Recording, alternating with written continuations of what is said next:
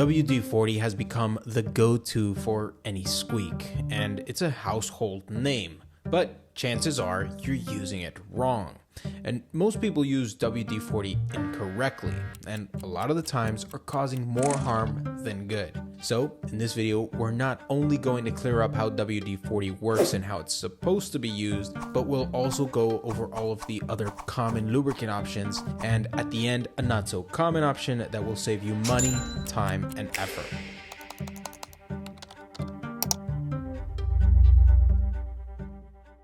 We have to start by talking about the most popular option out there, WD-40. And there's a lot of individuals campaigning against WD-40 stating, actually, it's not a lubricant. Well, WD-40 does in fact lubricate. However, there's much more to be said about it, which is where it's not a lubricant comes from. And to an extent, it's correct. WD-40 should not be used as a lubricant alternative.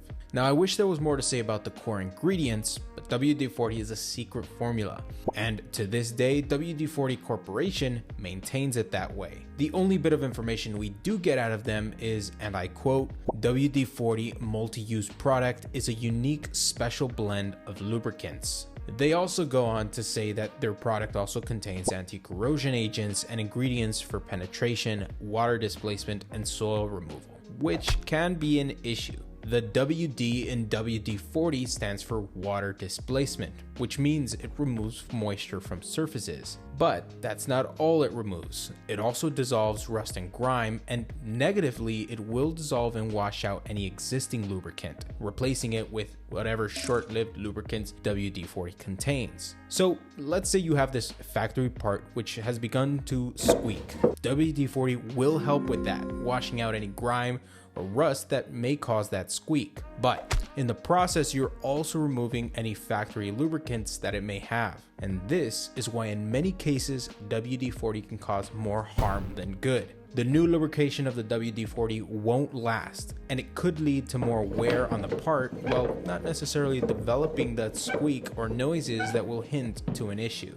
So ultimately, it's true. While WD-40 does lubricate, it's not intended and should not be used as a lubricant. Instead, it should be used as a penetrant in order to clean and loosen up components in preparation for proper lubricant. Moving on to our other options, your standard PB blaster is pretty much a WD-40 alternative. It's a penetrant that attacks rusts, prevents corrosion, and breaks parts free. So you could pretty much use these interchangeably. Next, we have a 3-in-1. And here we do have a lubricant. And the first thing on the bottle, lubricates. Not only that, but in large letter, it says long lasting, which is the key and its main difference to WD-40. Unfortunately, we're not sure of the exact ingredients. All we get is that it's a general purpose lubricating oil, which is fine and all, but it doesn't give us much information to go deeper on its ideal applications or drawbacks. We do know, however, that it's an oil, which will leave a sticky residue,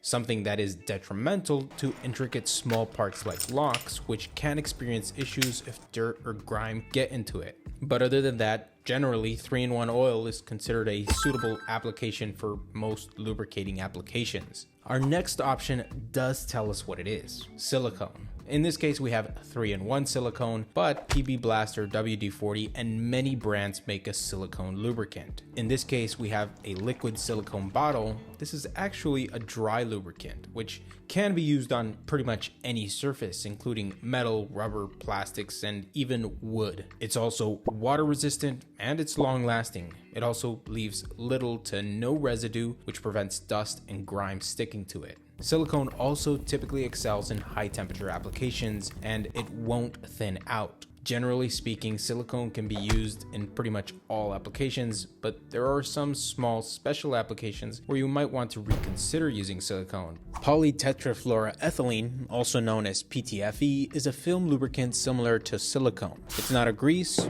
and not an oil. It's a dry lubricant that also tends to not attract dirt, even more so than a silicone lubricant. PTFE will generally leave a thinner but harder coat of film lubricant versus silicone, which tends to leave a thicker and not so hard coat. PTFE, polytetrafluoroethylene, has excellent chemical resistance against most acids, alcohols, detergents, and solvents. However, PTFE overheating has some serious issues. It's mildly toxic.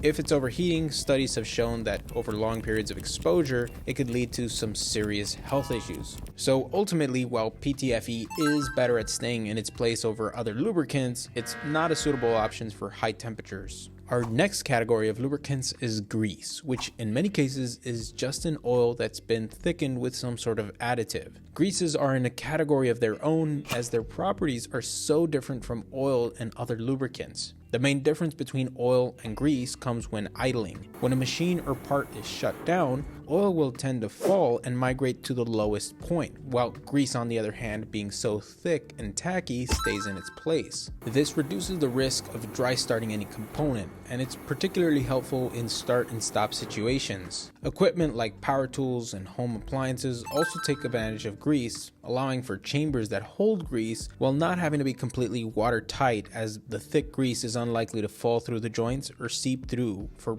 obvious reasons. And there are a lot of different greases, including hundreds of proprietary blends for automotive, home, tool, and other industries. Some examples of popular greases are sodium grease, polyurea grease, bentone grease, barium grease, aluminum grease, lithium grease, and calcium grease. Now there's a lot more greases, but the last two are the most common for household applications and the ones you're going to find at your local hardware store, which is lithium grease and calcium sulfate grease. Lithium and calcium sulfate greases are somewhat comparable. What changes their applications is the additives that these greases have, which adapts it to increase their temperature resistance, impact resistance, viscosity, and suitable applications, as be it for food safety or not. Typically, calcium sulfate is good for marine, industrial, automotive, and agricultural, while lithium grease is typically used in automotive, industrial, and household. Moving on from greases, we have one more lubricant that I've saved for the very end, and it's one of my favorite for many reasons. It's a pencil. Now, one of the best lubricants is graphite, which is what a pencil is made out of, although a pencil also contains clay and other additives. So I'm not actually suggesting you use a pencil, though in a pinch it's not a bad option. If you draw a thick line on a piece of paper with your pencil, you'll actually notice that it's really slick. Graphite is a dry lube that's very cheap, and you can buy a large bucket of graphite for $10, $20. And it being pure graphite lasts a long time, unlike something like the dry lubes of silicone, which come diluted. Graphite is not sticky and it won't attract dirt or grime, which is a big plus. It leaves no residue and it's water resistant, long lasting, and resistant to heat. Particularly good for porous materials as it fills in the space and creates a smooth surface. A perfect surface provides very little friction, and graphite works in that way, filling all of the space, creating a flat surface between two surfaces. Now, graphite is great for locks, hinges, wood, and many other applications, and it's damn cheap. But you won't find graphite powder at your local hardware store, and this is because it's not economically viable for companies to sell graphite. They rather sell products that will only last a couple of weeks or months tops, like the diluted silicone that we have. On the other hand, you can buy this big bottle of graphite that will last for years. Now, nothing in this video is sponsored, but if you're looking to buy some graphite or any other lubricant, check out the links in the description below. They support the channel at no extra cost to you, and it helps us continue to make this content.